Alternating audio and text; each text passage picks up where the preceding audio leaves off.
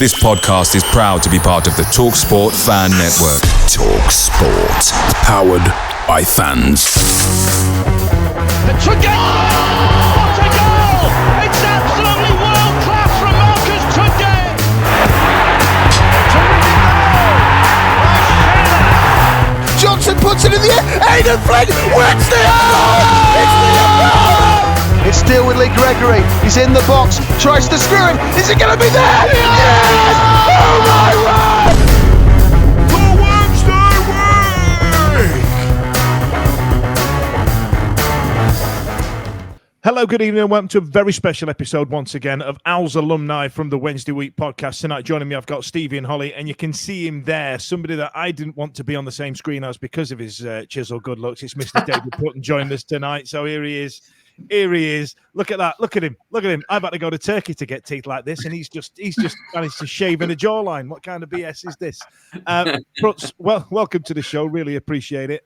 Really appreciate your time. So, I mean, this is the type of thing we just get straight into. Let's just get into it. So, okay. Was it Nottingham you grew up around before you started your career? Is that? No, not Yorkshireman. Come on, none of that Notts rubbish. Firstly, it's a pleasure. Thanks for having me on. It's one that I've listened to before, and as we were discussing just before we started recording, there's a lot of podcasts to get through out there. So to be able to kind of narrow it down and listen to ones that you really enjoy is a real pleasure. No, born and bred in Hull. Mm-hmm. So I was 16. Left school at 16 to go to Forest. And it was the kind of era of Jermaine Genius. God knows what's happened to him. You never hear about him anymore, do you? No. I think he's fallen off the face of the earth. Michael Dawson, Andy Reid, people like that. Ricky Stimmicker would have been around then as well, wouldn't he? What a lovely fella he was as well. A good older pro. I say older pro because as a younger pro, you feel like the fellas that have wives and stuff are about 50. But he was just lovely, really, really nice. And he was a lovely fellow. Chris Park-Williams, God rest his soul, another lovely teammate that was always on you. I mean, I know he's a Wednesday favourite as well, but Bart was a fantastic footballer. But my God, he gave you so much earache about not being good. But then the more I think about it, there's more those kind of Wednesday undertones. So then Big Ron comes in off the back of Dave Bassett moving on. And then the wrong dugout. Yes, the wrong dugout. Came striding out, the long coat, wrong dugout. I used to clean his boots. He had probably what I think was the actual prototype of the Predator, the ones that Craig Johnson invented, which were about yay big and about, I don't know, at least half a stone heavy. So he was tearing around with that. Callum Palmer came in, John Harkes came in. So maybe that path towards Wednesday over a decade later was set in stone by hanging around at Forest when we got all the Wednesday rejects. Yeah, that took us down, but not me casting aspersions on their ability. Now, I tell you what, listen, there's, and I'm going to get it out of the way early because I know now you've mentioned Big Ron, I'm going to have to mention this straight away. We've had a lot of players on this show where we've spoken about Big Ron and his time at Sheffield Wednesday and the players that played for him. And sometimes everybody talks about his man management, and other times people talk about wanting to knack him in training. Now, apparently, at the end of training, he used to put on a bin bag or something and then want to play up front in the small-sided game at the end of training. And there's this big story about Nigel Pearson wanting to kick him into Rosette and all the rest of it. Did he do that? I mean, he was knocking on a bit by the time he got to the tricky trees, wasn't he? It would have been. And he also... He either wore a cap or his hair was always immaculate. You never saw the middle part. So whether that came with the cap or whether that came as a separate bag, I genuinely don't know. There was a story that I'd heard about, I think Alan Rogers regales it, about it's starting to rain down at the training ground and him getting everyone under the tree. God knows why. Maybe he shrinks in the rain. Maybe that's what it is. When you use as much Brill cream as Ron Atkinson, I think it's like Darth Vader. When he takes his hat off, his hair comes with it, and then he puts his hair back on. You know, and starts gasping for breath. Yeah. But he bowled in, and he was properly larger than life, and bless him, he bounced in and bounced out. And then David Platt came in after that, and it was a pleasure. I mean, watched him at Italia 90, as a lot of people of our generation would have done. Sorry, Holly, if I've aged you there, but that sense of him taking over, giving people like me a chance, which was great. And then he was there for a little bit, so it was player manager, which had the surreal experience of playing in midfield with David Platt. You're probably looking around thinking, Christ, has it come to this? looking around at all these players after being in at Sampdoria and Lazio. Not Lazio, Bari. And then he moved on. Paul Hart came in. Again, part of the Wednesday connection. And just set all the young lads free. We had a wonderful period of time together, which culminated in a playoff semi-final, which I had left in the January to go to Southampton before then. But it was just great. It was pre-camera phones. It was pre too much opinion on football, and we were just a good bunch of young lads that did our bit. Exactly. I mean, they're everywhere, which is great because I'm on one, which is lovely, and I've got a couple myself. But it was just a real sense of togetherness. The older pros were really good pros: Jimmy Brennan, David Johnson, Malin Harewood, Ricky Shimika, as you say. Dave Besant was there. Just so many wonderful people. Mark Crossley, another one. Lovely, lovely people that were great to us as younger players. And then as careers broaden out and grow and disband, moved on to different things, unfortunately, and didn't quite get to where they needed to go. But, I mean, they put that right, 20 years later, just a couple of seasons ago, didn't they? Absolutely. I tell you what, because I tell you what it is, that period of time where you were at Nottingham Forest was a time when we got spanked 4-1 at the City Ground. And it's the first and only time I've ever sat in the away end because a couple of my mates were Forest fans. And he said, right. I was working in Skegness at the time. So we got in the car, we drove over, and God, it was the worst day out I've ever had in my life. And, I got some good-natured ribbing from the from the Forest faithful. But then time went on, you moved down to Southampton, and we were talking just off camera there about all the venues that I've worked in Southampton that I know you've been in. Yeah. And, all above board, all respectable establishments, we said. Didn't we? Well, I did have to throw you out, so you know what I mean. That's a good start. I would have been asking for it. I'll be brutally honest. You would have been at the time, yeah, because that leads me on to a beautiful segue. You're talking about the Sheffield Wednesday connection, and we've got a connection there in players what have played for Sheffield Wednesday that pushed the referee over and got lengthy bans. So there's all in there. I mean, do you look back on that and think, oh, good Lord, Pruts, like you were known as a hard battling midfielder, but that one you lost your bloody mind. Yeah, I mean, that's that. I mean, Dan, you've that sentence you've just used is literally that member before it, a member after it, the bit in the middle. Not at all. Just proper the kind of red mist that. I mean, hopefully you don't find yourself in that position in kind of public, and I don't know, something's gone terribly wrong. We go, what on earth just happened? But yeah, and there was. I mean, looking back, there is a sizable kind of chasm in the middle of before that and after that, because understandably, as a potential employee, come away from being a footballer, people are looking at you as if to say, well, can we trust him? Is he going to do this? Is he going to repeat that type of thing? And there was a lot of focus on it. And again, like I said about perhaps the media with football now is it's just amplified so much. And it felt pretty intense then when you're reading papers and being on Sky, apologising to every man on his ducks. I'm sorry for offending you. I'm sorry for that. I'm sorry for that. And then given obviously the time of year that we're at in the season, I got a 10-game ban with an 11-game season left. So 10 games out, training like an idiot, trying to keep fit. Last game of the season, Survival Sunday for Southampton, Man United at home. Brilliant. And I started. She's like half an hour in, I'm going. So who are you marking that day then? Who are you marking? Well, no one from the looks of it because we were crap. So I didn't get near anybody at all. Bless him. Harry Redknapp was in charge. It was always lovely with me, Harry. I mean, very much. His best attributes are with better players, and I mean that with the greatest respect, because he must have just looked at us and thought, "Oh my God, we've got no chat." Which I think he actually might have said in the press about 3 weeks into the job, thinking, "No, we're not going to stay up." Cheers for that, Harry. Let's crack on, see what happens. And it was, the Decanio one always comes up, and there was.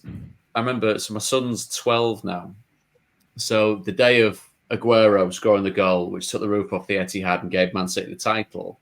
Obviously, there's a part of that game which involves a certain Joey Barton going bananas and getting sent off. And then there was this whole kind of debate about what he might get as a ban. And then suddenly your name comes up. not in a good way. Your name comes up as people that have been banned for a long period of time. So I'm then feeding my son thinking, Christ, this is it, innit? This is what is on. This is what's on the. This is my legacy. This is the notes on the career. I mean, forget Colchester, forget Scunthorpe though. Yeah. I mean, and please forget them because they were terrible. But that does kind of routinely come up. And then clubs that I went to afterwards, that would be the first question. They'd be like, "You're right. How are we doing? What were you doing?" Okay, let's go again. Let's start from the top. This is what happened. This is what happened. But the irony now, I do a lot of work when covering games and speak to referees a lot and work a lot with referees. And Alan Wiley, the referee that was at the epicenter of that, is someone I can text right now and ask a question about refereeing decisions too. So no harm, no foul. It's the actions of a younger, sillier man, and now I'm just an older, sillier man. I mean, so I don't want to skip a huge chunk, obviously, but we'll come back. You can do. You go fast forward the crap bits. Feel free. You kind of touched on it a little bit, but do you feel like that affected your move into the media? Like, did you feel that might have been a sticking point, or do you feel like it helped you in some weird way? Do you know what? I never actually thought about it in those terms. It was always a good icebreaker with kind of. Because then, I mean, and the only way you can approach that is by, obviously at the time, it was the most important thing that you'd ever been involved in and very, very serious. And you go, the thing is, you go to the FA in what I think it was in Soho Square. I don't know if it's changed now, but you sit and get a proper bollocking, for want of a better word, by regional FA members, collective age of about 400. And you've just got to sit there and nod and go, sorry, really sorry. Can't change it, and I'm still sorry for doing it. Can we? And you do that, and it moves on. But then, as you get older, I think it fits in because I have been commentating on games with commentators, and the commentators are great because they are the first ones to take the piss and be very just to make you feel comfortable. So there's me going to town on someone for going bonkers on the pitch, and I'm just getting nudged by the commentator going, and then you've got to say it and leave it out there hanging enough. For them to say, obviously, some very, very funny quip, and you've got to not tongue in cheek, but it's got to be very, very knowing. I mean, I'm not saying for 1 second someone's listening to a commentary. So it was one of them was on an MLS game, which gets beamed out in the middle of the night. It's probably only students and people that are climbing the walls are listening to it. And people have been a reflex in Southampton. People have been a reflex on the way home. Yeah, they've got the kebab from London Road. They're on the way back and ready to watch a bit of football. And so you can't be too kind of knowingly saying it because a lot of people it's just a voice on a football match. But for people that might make the connection going, is he for real caning the fella on the pitch for doing that? So you try and put it in some form of context and some form of empathy going, well, he's done that. He'll be really sorry about that in the morning. And he's got to go to Soho Square next week. To get a real rap of the knuckles by men that have never been anywhere near a football pitch and just nod and doff your cap and just say sorry. So I think it's part of the experience. I think it's part of being able to kind of touch base with people because there's not many things that we would talk about during covering games that I haven't come across. And given, again, this time of year, done a couple of bits on Sky Sports News, which obviously is a big part of the corporation that I work for. And it's funny, there's almost a default setting from the presenters going, well, you must know what it's like to be fighting for survival. I'm like, why did you never think that I was anywhere near promotion? Because you would be absolutely right. But why err on the side of me being in a team that was crap? Just because I was part of it. Well, yeah. Well, look, we're kindred straight. I mentioned Skegness earlier on. I've still got the record for the worst disciplinary record, biggest fine in the Lincolnshire League from 2000 to 2002. How much? So it cost me £360, and that was Saturday afternoon level. Jesus, that's, and I don't mean this condescending at all, Dan. That's some going for that level.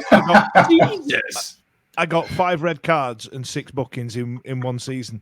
I was a battler. What can I say? I was the enforcer. Mine averages out at first professional game at 18, last professional game at 32. I got a red card a season, and I got 99 yellow cards, and I can't say how much that sticks my craw that I didn't get to 100. I think that'd be like number 1 with a bullet. But listen, I've spoken a lot. Stevie, have you got anything to add before I get to Sheffield Wednesday? I was just going to go straight into Sheffield Wednesday if that was all right. Well, I tell you what, let's do it. So you played for some team in West Yorkshire that nobody really wants to talk about. Yeah, we're going to bypass the Leeds era. I'll get straight past that. We don't need to go there. Yeah. How did it all come about then, signing for Wednesday? I was at Swindon. So I elected to join Swindon after being at Colchester because Jonathan Douglas, David Lucas and Alan Sheehan, 3 former Leeds players, sorry for mentioning Leeds, they got there and they had a good season. And in that summer, I'd elected to join Swindon off the back of having an option at Brentford and Brighton. So Brighton under Gus Poyet, who subsequently passed their way to the League One title by a country mile. I was at Swindon and we got relegated, but we played at Hillsborough. So a couple of games before the end of the season. And without being too kind of mercenary, I knew that there was a bit of a platform there and a bit of a stage to not be crap. So subsequently tried like a bear, had a really good go at it. And Neil Thompson, who was at Leeds as a coach, was then at Wednesday. This is how this works, you know, when you get to my stage, so the original agent I had, Neil Fewings, very famous agent now. One of the last couple of deals was Virgil van Dijk to from Southampton to Liverpool. So me and him hanging around in the late 90s. Then fast forward, he's moving Virgil for 80 million quid. So when I'm going, can confirm Virgil van Dijk didn't go to Pop World. Exactly. I mean, it'd be too cool for that one. Apparently, it smells amazing. I've obviously never got anywhere near him, which is probably helpful from his point of view. So by the time I'm kind of kicking around in a team that's just been relegated from League One, like Neil, they must have changed his number.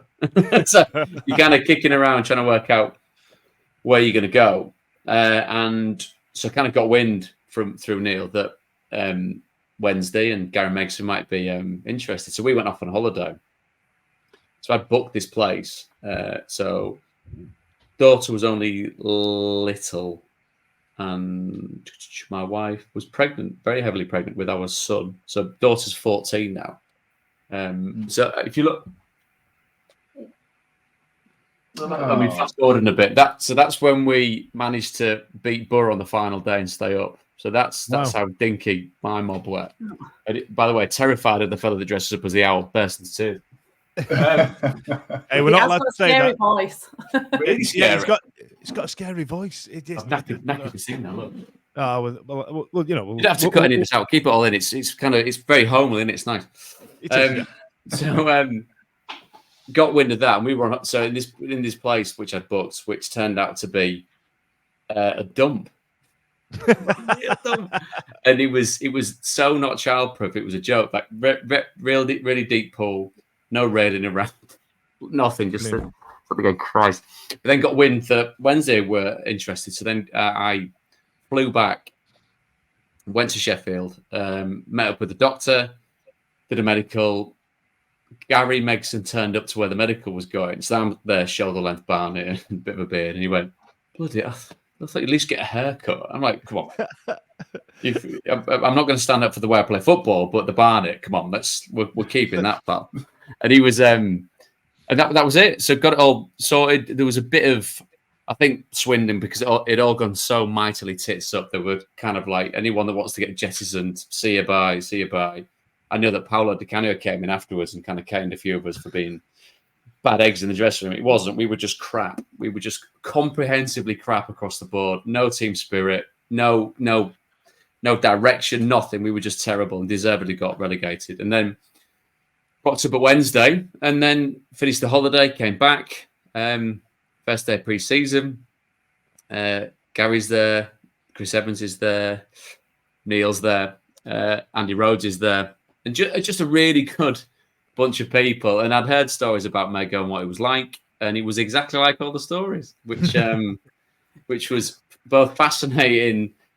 And probably by that age, I wasn't scared of it because it was just one of those. And as you can imagine, I've been called every name under the sun, so it's fine. So when you get called a certain thing several times, it's like, is that my nickname? Because it's really quite offensive, but because it's football, it's okay. and you call everyone else it as well. So I think we're going to be all right with it. But my one abiding memory of that pre-season is went up to Grenoside to go running through Grenoside, which is lovely to walk through, to run through. It's awful. It's disgusting. Up, down, up.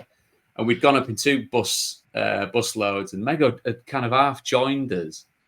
We'd done whatever we needed to do, got back in the bus, come back, baking up. So we're kind of meandering back down one of the country roads, and someone's gone, has anyone seen where the boss went? And we're all like, we do not give a shit. Let's get out of here. Leave him to it. He can find his own way home. He comes bursting out of a hedge, red face, panting. Yeah, effing bunch of kids, and like quick driving. Everyone's like, "Whoa, slipper!" And by the way, we paid for that by the time we got back to the training ground. But it was brilliant to. It was just funny looking back on it now. He was probably raging, but it was just great. It was that sense of being able to go to, after having been, and I don't say this with any sense of entitlement at all, but Nottingham Forest, Southampton, back to Forest, to Leeds. Came out of Leeds to go to Colchester, went from Colchester to Swindon, and again, enjoyed parts of my time at Colchester and Swindon. Off the field at Swindon was brilliant, had a wonderful social circle. Loved living in Cheltenham where we lived. It was gorgeous, really nice, really lovely period of time of life. But it was kind of Wednesday interested. Right, see, I'm off. Do not give 2 monkeys about what you lot think. I'm off to go and play for a big football club again. See you, bye. And I was going to ask that.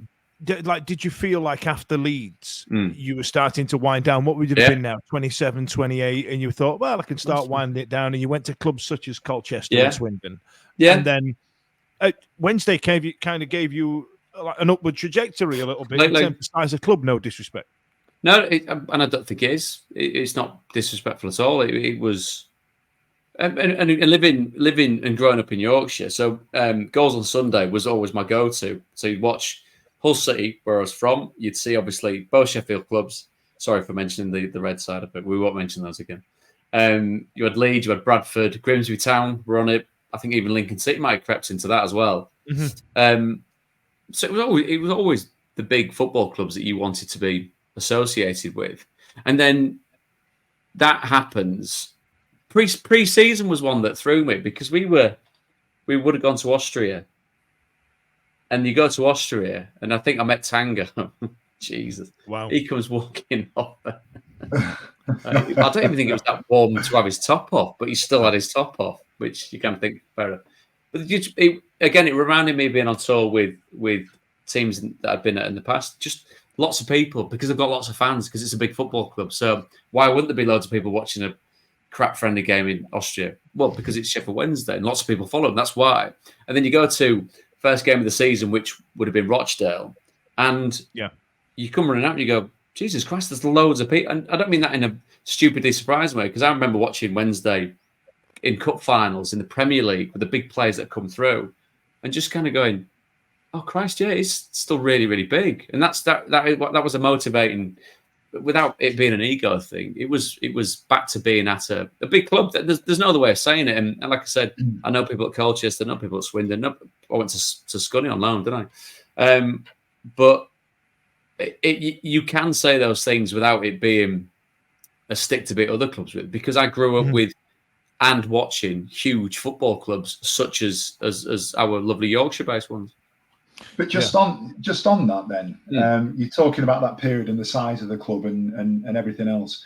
It wasn't a great period, obviously, as you just alluded to. Oh no, it's crap. No. Yeah. Do you know what I mean? We'd come down. We'd been in the lower reaches of League One, and then they'd almost been sort of a reset, hadn't they? That pre-season, new lads had been brought in. There'd been a bit of an overhaul sort of thing.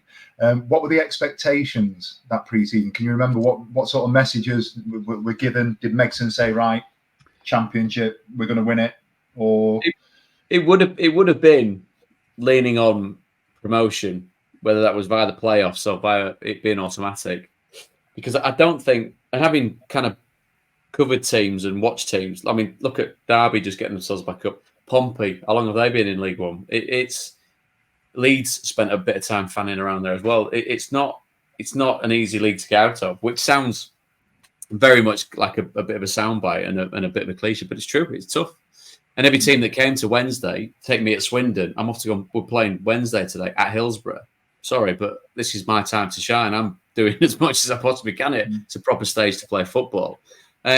So that absolutely was the remit. And I know there was a bit of tension as it manifested itself, didn't it? As we moved through that particular season with the owner and chairman and Gary, because you go from a derby against Sheffield United to him, less than 2 weeks afterwards being moved on, or him saying, "I've had enough, see you later." That was his last game, wasn't it? It was. If I remember rightly. Vivid memory of him beating his chest with the badge. Yeah, and that happens a lot nowadays. But the fact that his old man is part of the Wednesday firmament, he's from Sheffield, lives in I think he's still in Dorway, the posh bit of Sheffield, isn't he? Obviously doing well. He never used to be. When did that happen? I've been out of Sheffield for a while now. When did Dore become posh? When did they gentrify that? We used to play at Pitts on a Saturday against a team called Dore Park Rangers, and it always ended up in a tear-up. And ending up. What it'll be, Dan, is because they've gentrified Ecky Road. So by the time you get to the very top, past all the really posh bars now, that's why you end up staggering to the top of there and being where you need to be. So Mego would have made us absolutely aware of what that was. And it was...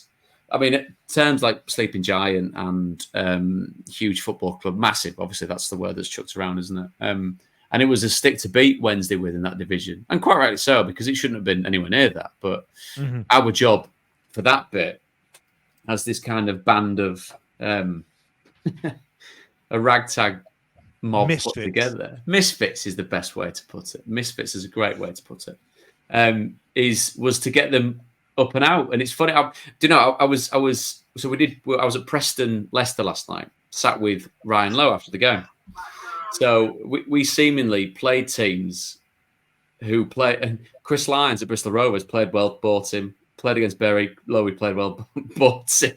Chris O'Grady comes in, Big Rob Jones comes in, Sedge's already there, Nicky Weaver's there, Stephen Bywater comes in, Clinton's still there, JJ's there. And the more you rattle it off, the more you think, Christ, that was a pretty good team and should have done what it did. But it was built with real characters. So, I mean, so many games of that season stand out. We were down at Stevenage and we got dicked. I mean, properly smashed. I think it was 5-1 by the end of it. The Graham Wesley Stevenage. And that was an awful day. I mean, Holly, on the pitch going, I mean, aren't these a non-league team? What are we doing? And just the way that Wesley set him up, and I've worked with Graham since, is the only man that sent me a text message about team news, which you click on it and you go, how have you made it that this is like a book? It's like, Jesus Christ, flicking through it. And so me and Big Jonah were getting into it at half time. As a central midfielder, I'm blaming the defence for being too deep. The defence is blaming the midfield for leaving them on the road. Yep. Big sod, get on with it. So me and him were going at each other. Mego came steaming and he went, well, you can both shut the fuck up. Like, you're both shit coming off. Dragged us both at half time, which kills the argument. You're like, well, it doesn't matter now, does it? Because I can't do anything about it. It's just sat there like that. And I remember he went to town on Clinton after it as well, because he was a very big fan of Gary Medine, was Gary Megson. And Gaz ended up scoring, along with Niall Ranger coming in latterly, scoring goals that did Wednesday a hell of a lot of good. But to class Gaz as a bit of a rogue, I think, is a very nice way of putting it. And, we normally go with mad as a fish in petrol. Yes. We normally go with Gary. There'd be I mean, sometimes his warm down was getting changed at the ground and walking up to the sandwich shop just up the hill. And we're all kind of, where's Medine? He's having a bacon and egg sandwich down there. And you know, a Mego being kind of drill side, he's all right. I mean, but you didn't mind because he was a good kid, and he'd be kind of smirking in the corner, obviously getting away with daylight robbery, just giggling away. But it was just a great mixture of characters. I mean, players that had played at different levels. I mean, look at what Weaver had done before being there. He played for some big football clubs. You could look at me and say, played in the Premier League as a younger man. Why are you in League One? Discipline, not consistent enough. Potentially playing out of his skin to play in the Premier League, finding a level in the Champ and maybe below. And Clinton, former international footballer. JJ, the same thing. So there's a real kind of melting pot of lads. But just it's funny because in different dressing rooms, you can kind of sit there and think, glad to not see you again. Glad to not see you again. Glad to not see you. But in the Wednesday one, all of them to a man.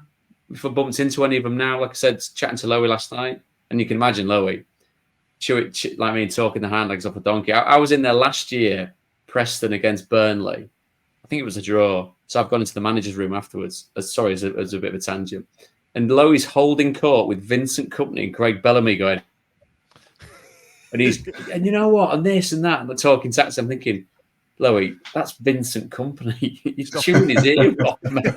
You know your audience. But bold as brass, and that's what made him the very good player that he was. So yeah, it was. Yeah, that first season was when you look back at it, you think retrospectively such an eye opener and such a great experience. And obviously everywhere Wednesday went, it was either a full out. It was either majority at Hillsborough or the majority on the road. That was just always the case. You know what I mean? Wherever you went, it was like, we're on Wednesday, aren't we? Yeah, well, 2/3 of this ground's Wednesday, and at home, 3/4 of the ground's Wednesday. That's just the way it was. Was it in that first season that you scored that goal against Rochdale? That was literally the first game, which set such unrealistic expectations and standards. We thought we'd sign Lionel bloody Messi at this point, Prutz. We thought we've got a bloody player here. He's come from Leeds, he's come from Saints, and look at him now. He's scoring scorches. Left foot. I mean, that 100 times out of 101 times that had gone over the cop, it'd have been out on the main road. The biggest thing that I remember about that is, so the end of season awards do. Chris O'Grady won goal of the season for his header against Sheffield United. And I'm probably a few too many wines in going, are you joking? I mean, I understand where it stands in the firmament of what dynamics in Sheffield football are, but are you joking? Seriously, that was one in a million. And Chris being what he was, which was a very imposing presence, but just oddly not the personality with it. I'm not saying he was boring, but he was pretty boring. So he was kind of looking at me going, yeah. And I was like, no, seriously, this is an injustice. A bit like Forest. A bit like Nottingham Forest talking about refereeing decisions. I was saying this is an injustice. Can you sort this out? So yeah, Holly, that was it. Yeah, came out, swung at it. I think Samida may have jumped on my back, the big muscly sod that he was, and then Mego sat there afterwards, kind of, I'm very happy that I put this midfield together. I think I'd managed to play myself out of the team about 3 games later. What was Samido like? Brilliant, lovely fella, really lovely fella. It's heartbreaking to think potentially, obviously, what life's thrown at him in recent years. Just lovely. I'd known of him at Charlton a little bit. Very much that the kind of overseas player that's got a decent grasp on English, but the nuances, like I said, you've got you've got different Scouser in Lowy, you've got me from Yorkshire, you've got Gary Medine, Christ, you've got Weaver, you mean the Jonah from the northeast. He'd be forgiven for sat there thinking, are you sure you're all from the same island? Because none of you sound like you're from the same place at all. But just chucked himself into it all. I mean, unbelievably fit. I mean, in ridiculous shape. Just a good player. Just a nice fella. Really nice fella. Like I said, you can come across some teammates where you go, I will never ring you ever again. And I've not spoken to Semi on the phone or anything because it wasn't that type of kind of partnership. But just a really good lad, a really, really good lad. I think, and the great thing is what you saw was what you got, and no airs or graces, and just really nice, just a really nice kid. Amazing. Because he's held in such high regard, and we've just had a mural put on one of the neighbouring walls, and it kind of that sort of image.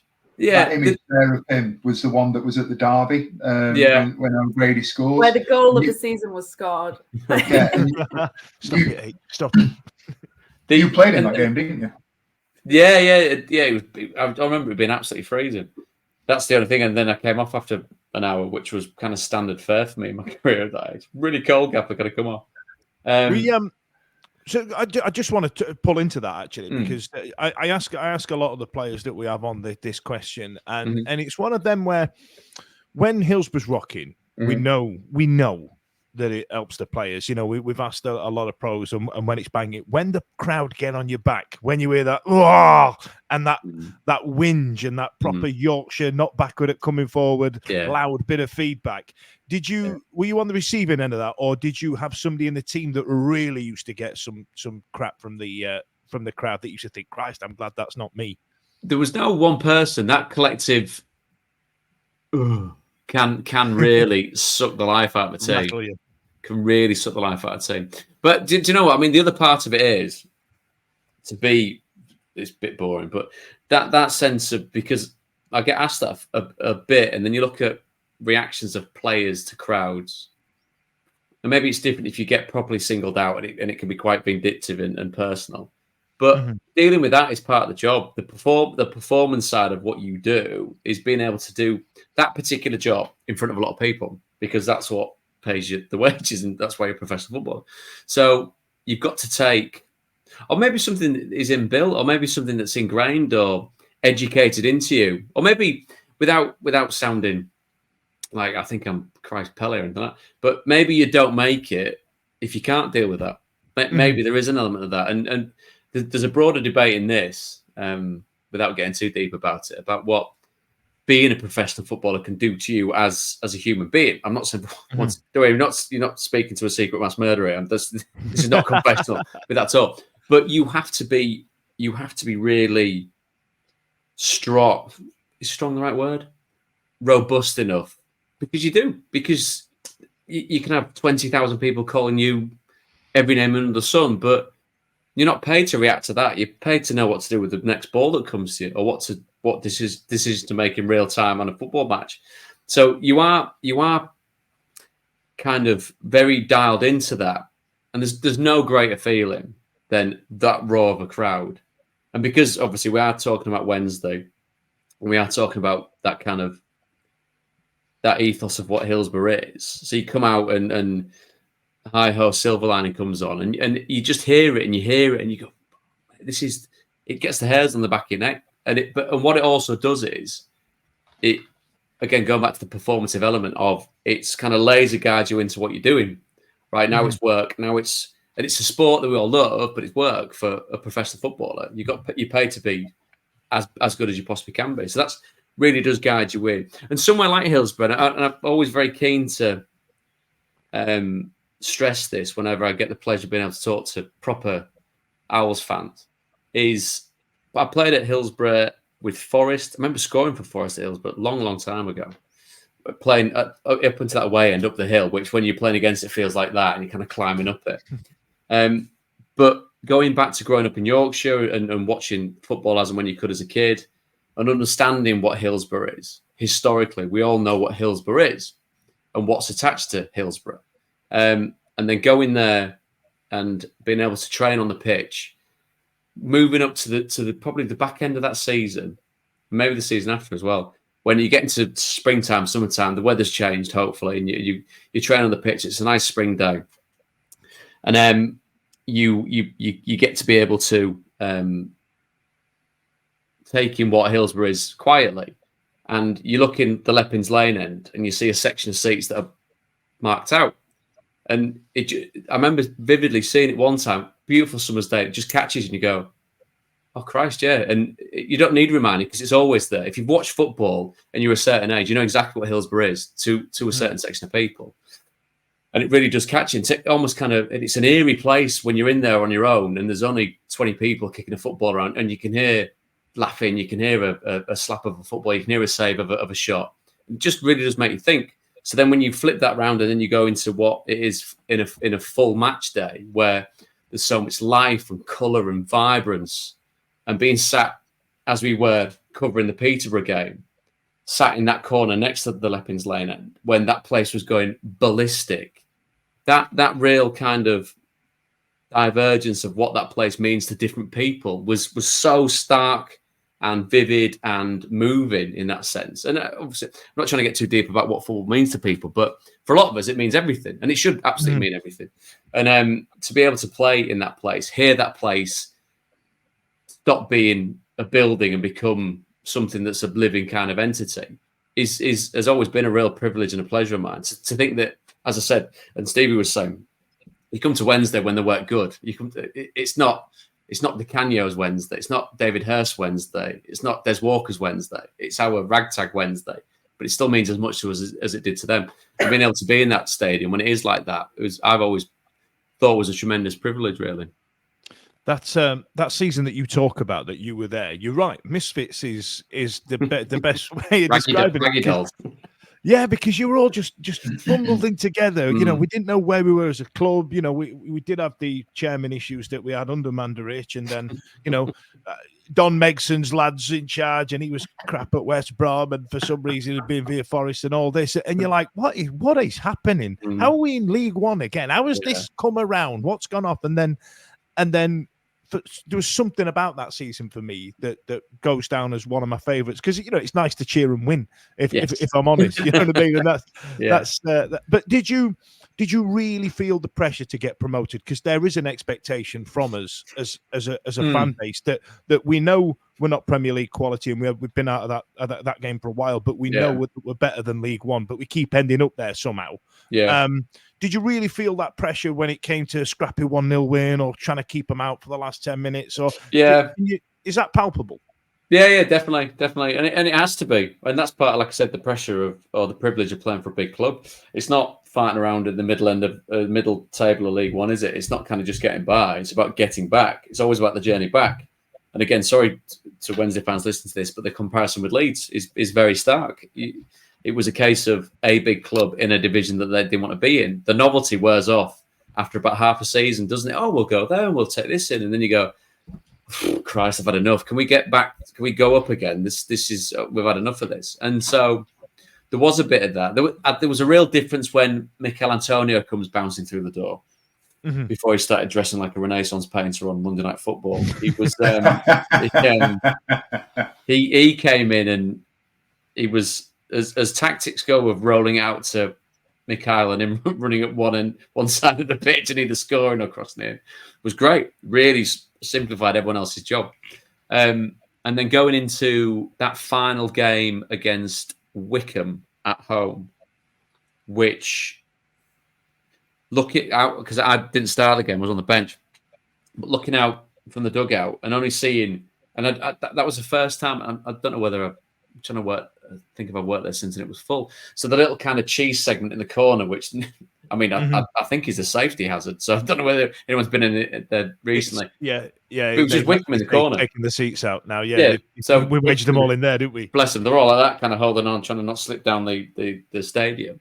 And they were in there. The rest of it was Wednesday.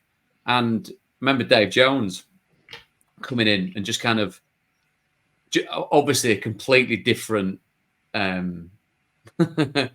different rhythm to what Gary was. I'm not saying one's better than the other, just saying it's different. And he was very cool, calm, collected. And Terry Burton, his coach, an unbelievable coach. Fantastic coach. I enjoyed so much of my time under him.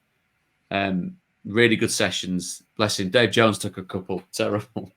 You go, wow, you are you are a manager, you're not a coach. Lads are going, is he really? What? All right, just get on with it. Let's get it done and dusted.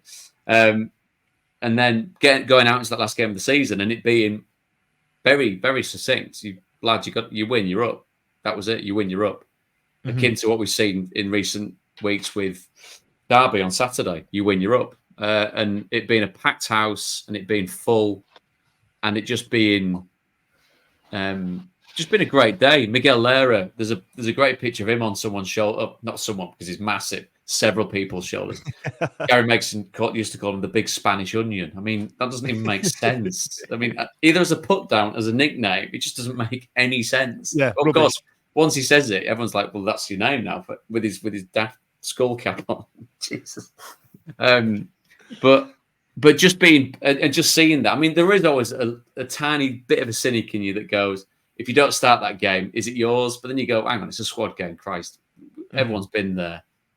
When you hopefully chip in with the odd goal here and there, and you kind of contribute to what the dressing room is. And we all went up together, and it was just a great end to what was a wonderful season, because of course the whole dynamic about Sheffield United, a lot of off the field stuff going on with them, which we shan't get into, and that kind of looking like they were unassailable. So suddenly us going into a nice run of form, which took us beyond United and just nicely nestled into automatic promotion, which, I mean, given what we've seen in the playoffs with Wednesday at times, I'm sure you were all very glad about that. It was a case of, let's just get it done normally, can we? My And God. then we can So go much. So much. In that Wickham game, I sit on the front row of the Cop, and the steward was like, "You need to sit down," and I was like, "I can't bend my legs. I can't sit down. I'm sorry, but I can't." And they were like, "You need to. I can't sit down. I cannot move." Why would I sit down? This is amazing. Why must I sit down? Ridiculous. Everybody was stood up. It was ridiculous, and that must have been. So how much does Hillsborough hold? It used to hold 39,000, but we've had a few issues, with SAG and and whatnot. So it's kind of topping out at 33, 34 now. 33 the other day, wasn't it? Because that would have been as full as it would have been in a long period before that. I think I'm gonna briefly Google it while you carry on, David. That's what I'll do. Let's fill. I'm good at filling and padding out bits when people are finding out. It's only when a pundit's trying to find a word and I'm going, just say the word. Stop being a tool. Well, while you do, I asked the women's supporters group if they had any questions for you, and universally, so who is David Prutton? Every single person asked if you regret getting rid of the hair. Oh, right. And if you're going to bring it back. Well, I think once you start knocking on the door of your mid-40s, anything shoulder length. I mean, the beard's almost too much anyway, but I think shoulder length hair with it as well, possibly too much. But like it was, Mego hated it. He was like, Jesus Christ. But it was a real. I really enjoyed it. I mean, I tried playing with long hair at Millwall. Jesus Christ, they do not like you down there if you've got shoulder. They wouldn't let you back in Hull either, to be fair. They would. No. I mean, come on, Polly. I was blazing a trail in Hull. I was like a really rubbish Kings of Leon before they were an actual thing. What it dates back to is I'm a massive Beatles fan. So my peak image of John Lennon is front cover Abbey Road, long, and obviously George has got the same barnet as well. I mean, he was probably so deep into quite a debilitating heroin addict that he had no idea what his barnet looked like. But I was like, that looks a business. I like that. Yeah, I need that. Now, listen, I did Google it. It was 38,082 people, which is a mega turnout, which is why when I look back at those pictures, that is nearly 40,000 people. And like, when you think about that and playing in front of that many people, Pruts, that's got to be in your top 5 in terms of how many people were there. Because it's not like St. Mary's holds a lot of people. I know Ellen Road can hold I think are they mid-40s, something along those lines? But yeah. I think 38,000. About 42, I think. But the only time that was, I would think, getting towards capacity were playoff games in that first season I was there in League One. So I mean, so you've got two huge clubs in League One there. Knocking on the door of 40,000 people for that type of thing is just utterly ridiculous. I was in the playoff final with Leeds at Wembley, so there was, by virtue of the fact there's more seats, there were more people there. But again, we were crap. But that one, that's that. So it's great that you said that, because statistically that backs up what the memory is in the brain. Walking out going, Jesus Christ, this place is full, and having seen it very full, but properly full, packed to the rafters. I mean, thank Christ we won. I tell you what, I think the only time I've ever known it to be full and we not get the desired result was when we went down into League One just prior to you being there. That 2-2 draw against Crystal Palace. They had the draw, and it was a winner takes all stays in the league game, and they got the draw. And they had Darren Ambrose. They were actually better, and Darren Pearce trying to keep up with him, and all the lads knocking around. Steve, you ever got any more? I feel like I've spoke for ages. Do you know what? We've done loads of these, and tonight I've just sat here like a little fanboy, haven't I? It's been great. It's been great just listening. No, do you know what? I'll tell you something that's come up this week, which is final day coming up in the championship. So I'm messing around with the charge cable. And so I get binned off to Scunning. Kind of things are not going great. So I have to go off and kind of find my feet and see if I can get my way back. So spend 3 months in Scunning and then come back and it's not gone according to plan. So then suddenly Jones is talking to me in a slightly different way. It's kind of new eyes on an old player. Oh, maybe he's the answer. And I'm thinking, Christ, lads, if that's what you think, then you're in massive trouble here. But got chucked back into the side. And slowly but surely, we kind of, I don't believe for 1 second that it was remotely what you call entertainment, but we were getting more and more solid. And then we go into the last game of the season against Borough, which is, again, you win. It's your survival in your own hands.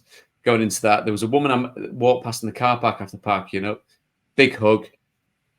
Come on, mate, today's our day. Make sure you do it. And just that little reminder that it's your job, but it's people's lives here as well. And so you go into the game. A Borough would have been kind of middling, but serviceable championship side.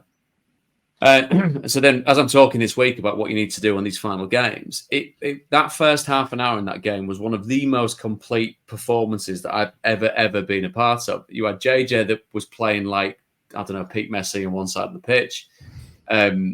We just, and I'm intrigued if any of you can remember this as a spectator watching, but it was almost that classic.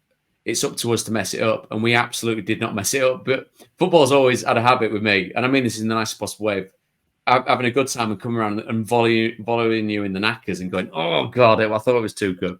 But this was just great. We and by about 60 minutes in, sun was shining. I mean, Borough, bless them, they weren't really doing anything, but we could almost enjoy that. And it was so succinct a performance of putting things right after a terrible season that I think about it now, it really fills you with a lot of pride because there was one job that you had to do and we did it completely. And then I've got pictures of and that's the same picture. So whether you're Roy Keane and you think you don't do a lap of honour for avoiding relegation, I don't give a shit. You know what I mean? It was great. The connection with us and the fans was brilliant. I'm taking my kids on. My daughter was only thinking, my son's even smaller. She remembers it. He was only tiny.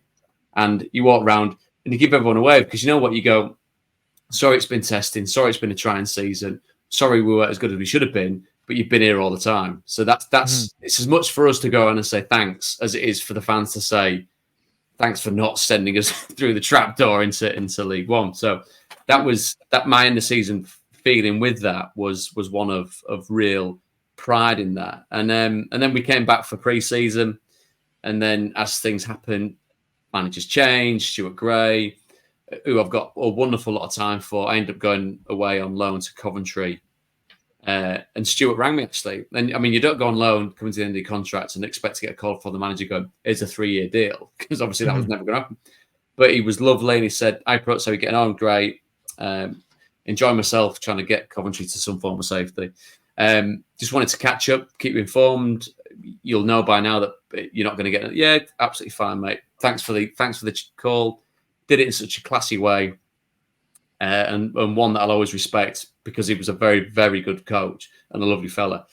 And when I bumped into him on the circuit since, he's been great. But then that kind of comes to an end. You end up going to Coventry, where I was working with Stephen Presley. Yep, we'll get safe. We'll get your contracts. That didn't come to fruition.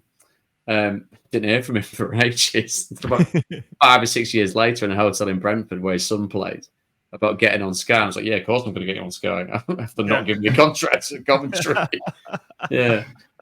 Said with tongue in cheek, of course. And then kind of my memory of how it started career-wise, how it finished was barring the little spell at Coventry where we managed to save him from going into League Two. Mine kind of knits together with being at Wednesday when we managed to pull our fingers out and not get the club relegated, and then jumped up, landed on Samido's foot, rocked my ankle, knackered my ankle.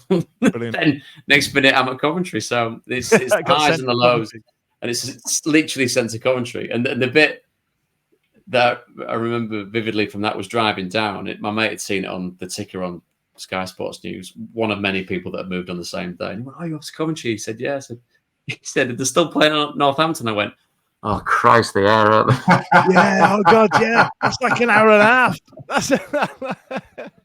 And I mean, I think in the whole time that I was at Coventry, I never went to Coventry. The training ground, which is outside of Coventry, kind of near Warwick or Northampton. So that's how it kind of petered out. But it was, that last real high point was definitely a Wednesday, and definitely, and going back there, working as we do, it's just been a pleasure. I remember the playoff game against Brighton, Forestieri. I remember, and being at the playoff final, and it being such a kind of galling feeling. Obviously, you've got Hull City there, the city that I'm from, against Wednesday, a team that I love, and Hull kind of turning up, casually doing a job and going home. You're like, oh Jesus! I mean, the Wednesday lot have been here for ages.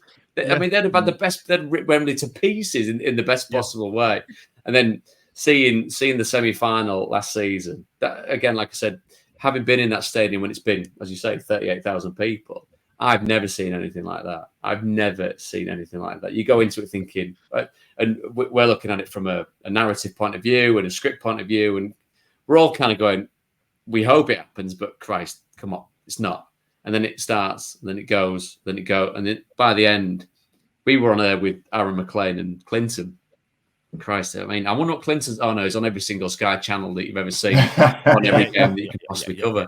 And we just sat there at the end as they're slowly turning the floodlights off and the lights, just thinking, this is the greatest game on the planet, and this has just literally reaffirmed why this is the greatest game on the planet. And then seeing everyone at the playoff final and seeing how that panned out was just brilliant, absolutely brilliant. And fingers crossed, we're not far from it now.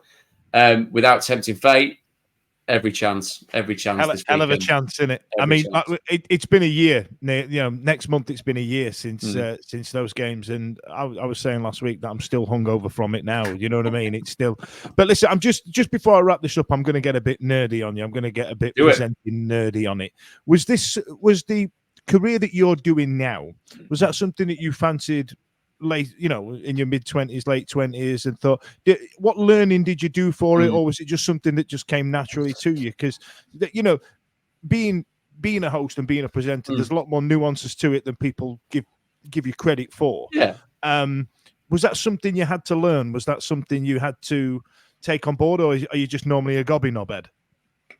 A gobby knobhead, I like that. Yeah. There is a bit of that. I mean, as you can probably tell from this, and apologies for hijacking it, I don't mind talking. It was something that I enjoyed doing. I love speaking to the media. There's a game that I did for Sky, which was Wednesday Leeds, when I was injured at Wednesday, and I was the guest for it. And I since heard latterly that somebody watching quite high up was quite not impressed, because that makes you sound like a dickhead. And I could do that without saying stuff like that. It comes naturally. It's weird. But it went all right, and obviously didn't offend anyone. So then it came to finishing my career, and as I said, came out of Coventry. I'd literally nowhere to go. The best offer that I had was going on trial at Hartlepool. And I was kind of like, Christ, which to a lot of people that have never played football professionally would go, Christ, that's amazing. But you're kind of going, don't know. And so I had a couple of contacts and a foot in the door. You approach what I've done is the same as you do as a young footballer. You turn up, you're prepped, you're bright-eyed, bushy-tailed. You're not a dick to work with, hopefully. And then you kind of just keep pushing the doors that are in front of you. And timing-wise was probably good. I think the fact, possibly as well, that I talk about pre and post pushing the referee and kind of not getting back to the Premier League probably helps, because then I can talk about a lot of things, and there's a lot of things that I've experienced, a lot of different clubs that I play for that I've experienced in all different levels. So there's a bit of that comes into it. So it started off being a pundit, which I think is an awful word, and then a co-commentator, which I still do a lot of. And then the chance comes through a bit of luck and coincidence and happenstance, and said, do you want to have a go at presenting? And my answer to a lot of things is yes. Yep, no worries. You say yes, and then you work back and think, Christ, I don't know how you do this. So you ask the right people, and hopefully you get the right feedback. And then what I always said to him early on was, being a footballer, going back to playing in front of crowds, You know when you're good and you know when you're crap, because when they're good, people clap. When you're crap, people boo. So I said, well, tell me what's crap and I'll stop doing it. Tell me what you like and I'll try and do more of that, and just give me that. So from a training point of view, it was only ever asking people what they liked and what they wanted to hear and how to go about it.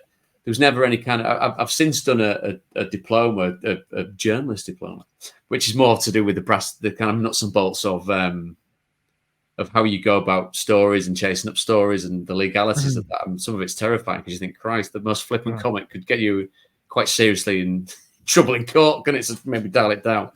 But it was more to do with being in the right place at the right time, but then hopefully having a modicum of something that helps you through that, and then really working on it. Because what I found, and the people that you work with that are really, really good, that I found, they are very natural, but they've had to work hard to be natural. I don't think right out the gate, and I use this, and it almost sounds a bit kind of like you're taking the piss a bit, but Des Lynam, we all know what Des Lynam is, who he is, what he's done, but to get boring about it, as you said, Dan, talk about the fundamentals. As a broadcaster, utterly peerless, calm under pressure, Absolutely.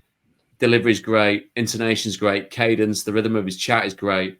But there's training there, there's working at that to become that. And then you've got to kind of hopefully bring people in with a bit of warmth and a bit of consideration. Yes, I played football, but I'm more than happy to sit myself on the sidelines with the fans and go, look at these, these are really good. I mean, look at it, what he's putting in here. I'm more than happy to do that because you kind of know where you stand. And then after that, it's like I said, it's hopefully keeping your face in the right place and not pissing important people off and staying out of trouble. But that's but it's all I can say is, sorry to put in again, it's a pleasure and a privilege, and to be able to do this off the back of playing football has just been. It's a hell of a gig, Prutton, to be fair. Like, you're going to be the face of the EFL for a number of years to come. You're going to be like EFL Jet Stelling. Get yourselves promoted.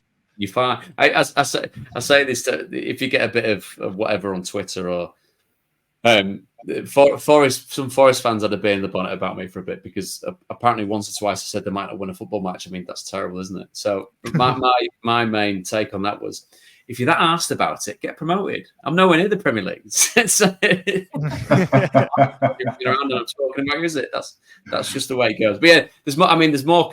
It's been a promo that we've been doing for the last month or so. We're doing 4 times as many games next season.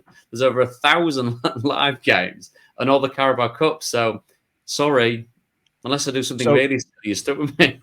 So to wrap that up, just to let you know, Pruts, I am available. I only live down the road now as well from the stadium, so the studio. Yes. So give me a shout. It's just on the way out of London. Emigrated down south with all those weird. How are you finding it down there? Expensive. £7 a pint now. So you know what I mean. We're not booking. You get that in Harrogate too now, though. Christ. How much? Holly was telling me that's a round and a curry in Sheffield, isn't it? £7. In it, Holly was telling me you can get like 3 Jaeger bombs for a tenner, and I'm like, where she is, and I'm like, it's 1 for a tenner, and there's no change. Yeah, get out of here, Jaeger bomb. We drink Reposado round here. Oh, Reposado, yeah, Christ. Yeah. What threw me the other week? We were down in London for half term, and this is the last boring old man story I'll say. We were watching. A couple of the internationals, my wife and my son, and so I was watching Wales playing because Jack Lester, big friend of mine, ex Blade. Sorry again for mentioning the Blade, but he, on the coaching staff there, Alan Neil again, Blade's coaching legend, and hoping that they get through. Unfortunately, it didn't happen. But you went to the bar to get a drink, which was literally the bar. Punapat, there you go. It's however extortionate amount it was. Option to put a tip on. So I don't want to sound like that person, but I mean, other than doing that, which is what you hear. It's the worst one. There's a pie place. There's a chain that sells pies and cider. I can't remember what it's called. It's the Stable, right? If you've ever been to one of them, and they built one in Southampton, just outside Guildhall Square, right? Yes. And you go up there, and they went. You have to go up to the bar yourself, right? And wait, come to the table. Yeah, to order, and then they go, "Hey, that'll be £20 or whatever." And then they turn around the PDQ machine. And it says, "Would you like to leave a tip?" And look at you, don't they? Like what the fuck for? Like what? What? I've done all the work here, bro. You've got up off your stool that you were leaning on playing Clash of Can I Clans. ask you for a tip? Isn't it? How does that work? You're welcome. Am I going to get cash back? Am I going to get taken off the bill here? Bloody hellfire. But listen, the thing is, you get to Roy Keane territory today, it's just doing his job. He's just doing that's his job, to get me the pie, the cider and the pies. Now, I'm going to wrap this up anyway. Right, it's been an hour. Listen, Prutz, you've been an absolute star. Thank you so much for staying with us. And, well, thank you for everything you did in the blue and white. See you later. This podcast is proud to be part of the TalkSport Fan Network. TalkSport. Powered by fans. It's a goal! What a goal! It's absolutely world class from Marcus today. Terrific goal! Johnson puts it in the air. Aidan Flynn wins the goal! It's the goal! It's still with Lee Gregory. He's in the box. Tries to screw it. Is it going to be there? Yes! Oh my word!